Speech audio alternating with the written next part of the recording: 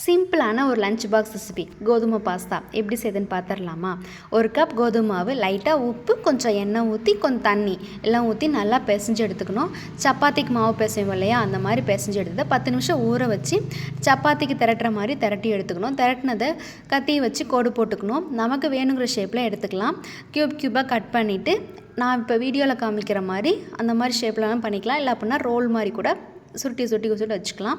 Next ready பண்ணி வச்சதை ஒரு பாத்திரத்தில் தண்ணி ஊற்றி ஒரு 5 மினிட்ஸ் நல்லா தண்ணி கொதித்த உடனே ரெடி பண்ணி வச்சுக்கிற பாஸ்தாங்கெல்லாம் அந்த கோதுமை மாவு இதெல்லாம் எடுத்து அந்த தண்ணியில் போட்டு ஒரு 10 நிமிஷம் லைட்டாக உப்பு போட்டு கொஞ்சமாக ஆயில் ஊற்றி ஒரு ஸ்பூன் ஆயில் ஊற்றி நல்லா வேக வச்சு ஒரு 10 நிமிஷம் வேக வச்சு எடுத்துக்கணும். எடுத்து வடிகட்டி வச்சுக்கணும். நெக்ஸ்ட்டு ஒரு வானலில் எண்ணெய் ஊற்றிட்டு கடுகு, வெங்காயம், இஞ்சி பூண்டு பேஸ்ட்டு, தக்காளி ஒரு 3 தக்காளி நல்லா அரைச்சி, நான் இதில்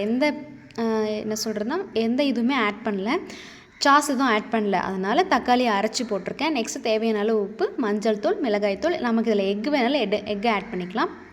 நெக்ஸ்ட்டு வேக வச்ச பாஸ்தாவை எடுத்து கொட்டி மல்லித்தலை தூவி ஆஃப் பண்ணோம் அப்படின்னா நமக்கு ஒரு சூப்பரான சிம்பிளான பாஸ்தா ரெடி. தேங்க்யூ.